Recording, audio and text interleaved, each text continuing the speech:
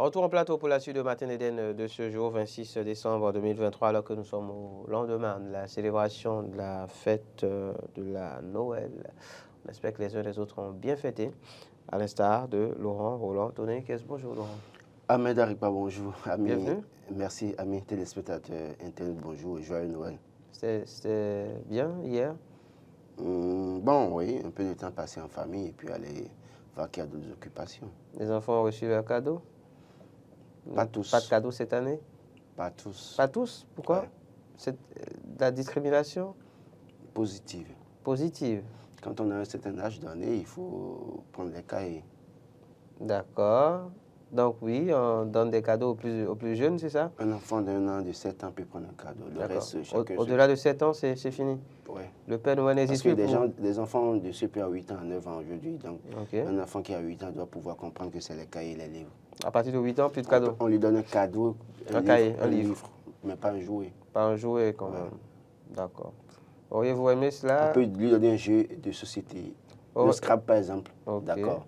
Mais pas de jouer cheval ou fusil à eau, je ne sais quoi. Une voiture. Il faut finir avec ça. Une voiture à commande. Non, il faut finir avec ça. Un train.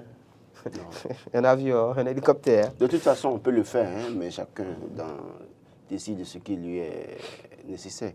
N'est-ce pas? Allez, en parlant de cadeaux, justement, il y a le quotidien Matin Libre qui en fait un à ses lecteurs hein, ce matin. C'est écrit en rouge, hein, les couleurs de la Noël. Who is who? Donc, in 2023, voici l'homme de l'année 2023. Et on peut découvrir à la une du quotidien, en grandeur nature, la photo occupe pratiquement toute la une ce matin.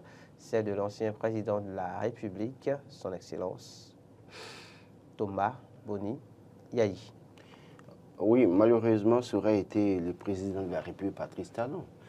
Mais l'absence du président de la République sur le terrain a permis à Boni Yayi de se faire remarquer dans tous les domaines pratiquement. C'est Boni Yayi qu'on a vu avec les femmes dans le Koufou, c'est Boni Yayi qu'on a vu avec les jeunes en train de jouer au football, c'est Boni Yayi qu'on a vu en train de jouer la guitare, c'est Boni Yayi qui était en train de fredonner l'hymne de son parti il y a quelques semaines, c'est Boni Yayi qui a repris la tête du Parti des démocrates, c'est Boni Yayi qui, dans une certaine mesure, a pris fait cause pour ceux qui se sont retrouvés en prison du fait des intrigues politiques.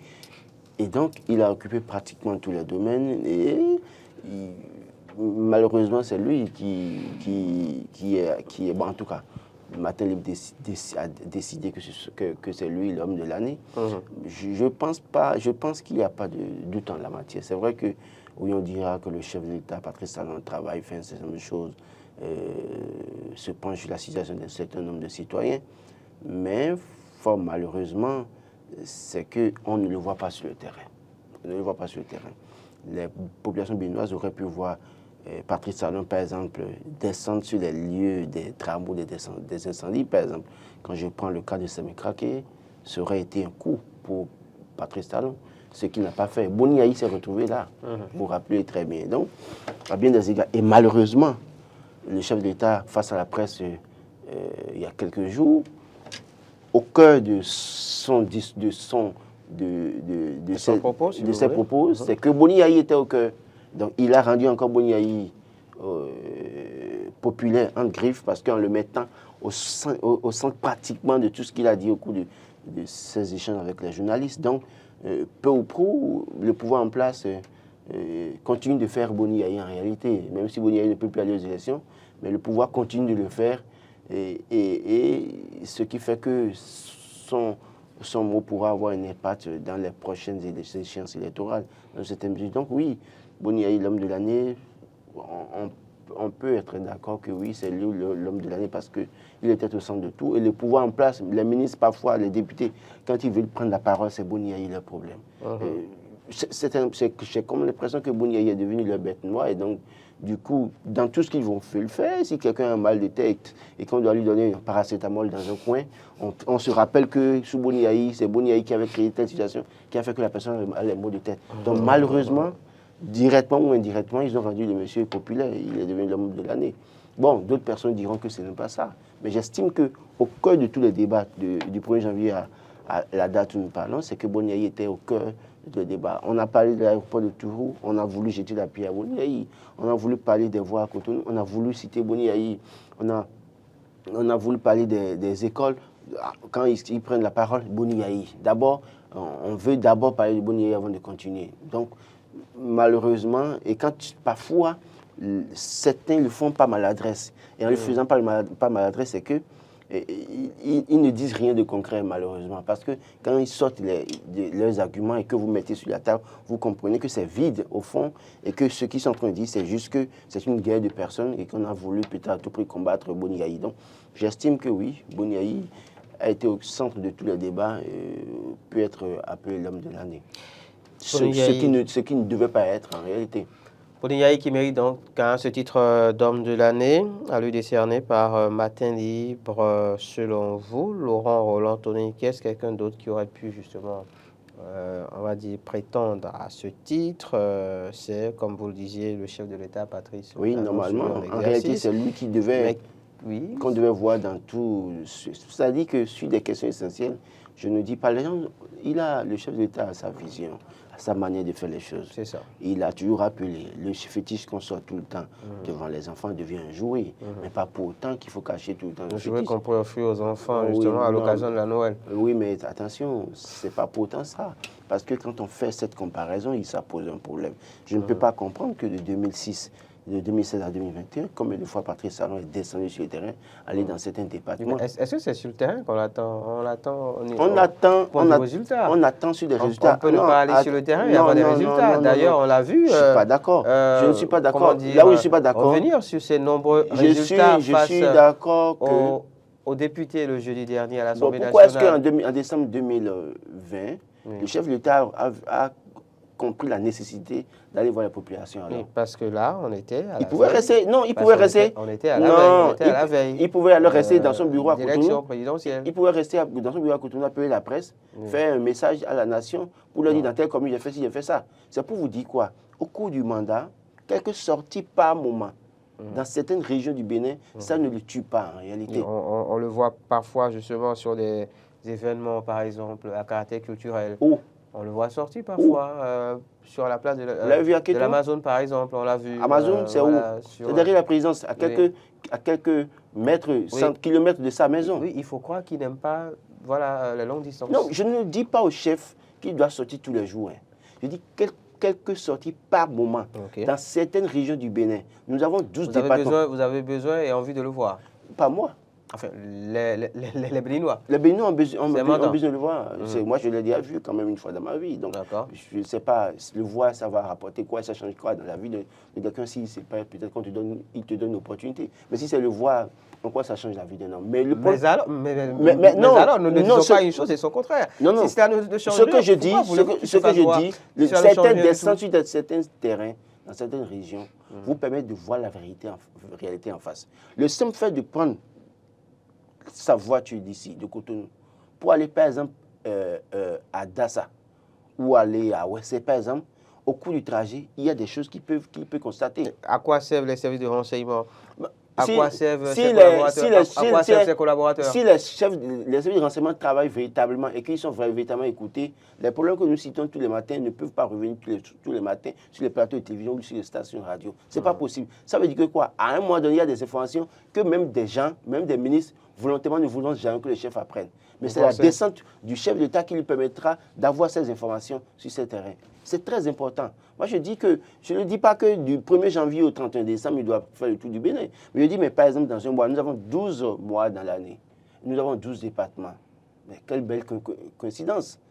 S'il prenait par mois l'engagement ou la volonté, la décision d'aller dans un département, par exemple, dans un chef-lieu de département, et dans une certaine mesure, pour échanger avec les têtes couronnées, pour échanger avec les élus, par exemple, ou bien pour rentrer dans certaines communes, faire le tour, pour se rendre compte des infrastructures qui existent dans ces communes, des problèmes qui sont dans ces communes, il pourra mieux comprendre. Aujourd'hui, le chef dit qu'il n'y aura plus de communes qui ne soient pas reliées par le bitume, d'accord, mais au fond, ce n'est pas que ça dans les communes. on a besoin de plus que ça dans certaines communes. C'est de ça que je parle. Non pas qu'il doit se mettre tous les matins à voyager ou à aller dans les communes, mais au moins quelques descentes dans certaines communes lui permettraient de voir une autre réalité de la situation. En tout cas, le chef de l'État a été plus ou moins absent tout au long de l'année, mais sur cette fin d'année, sa présence se fait remarquer puisque le jeudi dernier, il était face donc à la représentation nationale du côté de Porto Novo pour délivrer son message sur l'état de la nation et 2 jours après sur le service public notamment au détour de cet entretien exclusif avec les confrères Laurent Roland Tony Kess. Je n'étais pas là. Vous avez dit les confrères, Laurent Roland Tony Kess, comme si mais non, c'est pour vous interpeller. Alors, avec les confrères du service public, Laurent Roland Tony Kess n'en faisant pas partie, cela vous rassure. Bah ouais. Allez, non, plus sérieusement. Alors, au détour de ces 2 sorties, il faut le dire, beaucoup de pics ont été lancés à l'opposition, notamment au Parti des démocrates, présidé par Thomas Bonnet. On revient d'ailleurs là-dessus en tentant de répondre à la question talent en pleine fixette sur Yahi. Vous pourrez réagir là-dessus au 96 76 68 68 dans l'actu décalé. Pour l'heure, Laurent Roland Tony Kess, au détour de ces sorties, on apprend aussi, et Dynamisme Info nous en parle, que concernant l'amnistie pour détenus et exilés, Talon renseigne sur le sort de la loi sur la table des députés. Je crois que ceux qui ont l'habitude de suivre NTV nous donneront raison. Parce que quand cette loi avait été proposée, nous l'avons dit sur le plateau, que ça n'aura pas... les chances sont très minces. Les chances sont très minces. Je dirais même que ça ne passera pas, en fait, ça ne passera pas. Si ça passait, c'est que ça va être alors un marché, un deal, du donner et du recevoir. Et que j'ai bien rappelé que, constitutionnellement parlant, Patrice Talon avait les leviers en main pour gracier ou amnistier qui il veut. Il ne l'a pas fait.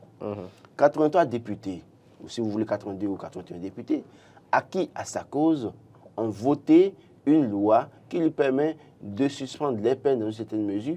Il ne l'a pas fait. Et donc, ce n'est pas la volonté des démocrates qui lui fera changer d'avis, sauf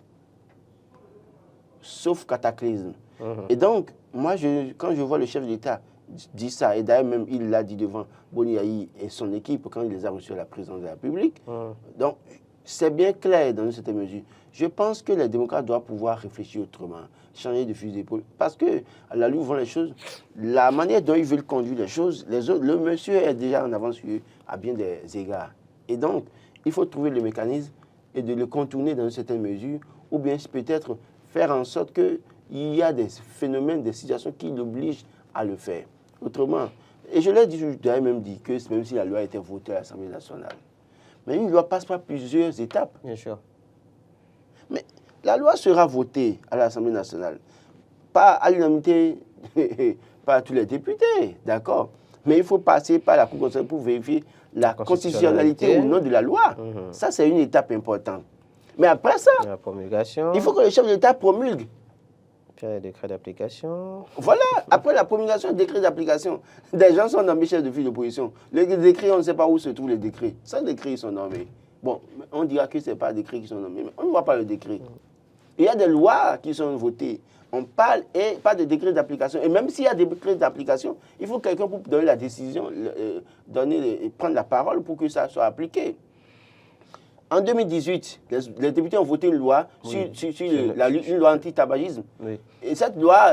qui peine à être appliquée jusque-là. Alors, je ne vous coupe pas, Laurent Roland Tony Kess, mais avouez que les députés de l'opposition, notamment du Parti des démocrates, n'ont rien fait non plus du tout de leurs différentes, de leur dernière prise de position pour favoriser la chose. Pour que cette loi, justement, d'amnistie puisse connaître une fin heureuse. Oui, le simple fait de voter contre le budget déjà montre déjà des signes de ce que cette loi va échouer. Justement. À moins que les gens veuillent nous tromper et dire, bon, écoutez, nous allons tous voter. D'accord? Ils vont voter à l'unanimité. Ça passera par la Cour constitutionnelle qui va dire, d'accord, c'est bon. Mais le président de la République va promulguer. Et tout le monde sait qu'il a promulgué. Mais le décret d'application peut sortir en mars 2026. Ça peut sortir en 2027, ça peut sortir en 2028. Peut-être sous un autre régime. Donc, pour vous dire quoi, au fond, les démocrates doivent pouvoir comprendre la réalité. C'est pourquoi je leur dis toujours, ils doivent savoir quelle lutte ils sont allés faire à l'Assemblée nationale. Ils ne sont pas allés à l'Assemblée nationale pour montrer qu'ils travaillent aux populations qui les ont envoyées. Mais c'est d'être objectif dans ce qu'ils font. Je ne peux pas, moi, député, si j'étais député de l'opposition, cette loi, je ne proposerais pas, en tout cas, je ne mettrais pas ça sur la table des députés à l'Assemblée nationale pour qu'on vote. Parce qu'il y a déjà une situation, en tout cas, une loi qui existe. Et il y a aussi la condition qui donne plein droit au chef de l'État de le faire. Mais il ne l'a pas fait. Et vous savez très bien comment est-ce que le pouvoir s'est comporté avec vous. Vous qui êtes opposant face au régime depuis 2016, vous savez comment ça se passe. Mais c'est vous qui sortez une loi comme ça d'amnistie. Et vous savez très bien que vous n'avez pas la majorité. Ça ne passera pas. Maintenant, nous sommes sur un terrain les Tout est possible. Les gens peuvent être en train de dire ça. Les députés peuvent nous montrer que, surtout de la mouvance, pour nous montrer qu'ils ne sont pas acquis à la cause de Patrice Talon, vont voter pour dire au peuple, écoutez, nous, on n'est pas les députés bénis, oui, hein, et non, nous, on a voté. Hein. Oui, ils vont voter, d'accord. Mais il y a encore 2 étapes, et même 3 étapes. Allez, au détour de cet entretien exclusif sur le service public, Laurent Roland Tononiquès, on apprend également, enfin le chef de l'État a réagi par rapport aux nombreuses suscitations de candidatures pour la présidentielle de 2026. Pas de promotion en matière politique aux proches. Écrit Dynamisme Info, c'est cas qui semble trahir la posture affichée. J'ai lu cette séquence de l'intervention du chef de l'État. Et si j'étais parmi les journalistes qui lui ont posé la question, je lui citerai au moins 10 cas. Vous en connaissez 10? Je lui citerai. Qui trahissent les propos du chef de l'État? Même s'il n'y avait pas 10 cas, je lui citerai des cas pour lui prouver que le chef a malheureusement peut-être, ou peut-être il ne s'est plus rendu compte que ceux-là qui ont été promis sont ses proches ou ses parents. Oui. Pour vous dire quoi? Vous êtes enfin, vous savez qu'il n'y a aucune loi qui interdit de faire la promotion de ses proches. Moi, je me prononce sur ce que le chef a dit. Oui. S'il n'avait pas dit ça, Laurent ne parlerait pas. Après, les propos ne sont pas non plus à prendre j'ai envie de dire, au tout premier degré. Oui. C'est-à-dire que oui. Bon, on va prendre ça au deuxième degré ou au quatrième degré. Oui, peut-être. C'est-à-dire que oui, on peut faire la promotion des proches quand ils le méritent, quand ils ont du mérite. Bah, si c'est ça. Et c'est peut-être ce que le chef de l'État n'a pas eu le temps de dire. Donc vous êtes en train de dire que. C'est-à-dire qu'on ne fait pas la promotion d'un proche pour juste faire sa promotion. On fait sa promotion quand il a du mérite. Donc vous êtes en train de nous dire, ou bien vous voulez nous dire que peut-être que Louis Bokwa n'a pas de mérite pour remplacer le chef? Mais non, ce n'est pas ce que j'ai dit. Je me base sur ce que vous dites. Je dis que le chef de l'État n'a peut-être pas eu le temps de dire le fond de sa pensée. Ah ok, d'accord. D'aller... Bon, si c'est que ça, et que c'est tellement qu'après vous avez échangé avec lui, et qu'il vous a dit qu'il n'a pas eu le temps d'exprimer le fond de sa pensée. Je n'ai pas échangé avec vous. Parce que un chef parle, il faut faire très attention dans ce qui sort de sa bouche. Oui. Parce que quand vous dites des choses à un moment donné, il y a des gens qui savent ce qu'ils savent.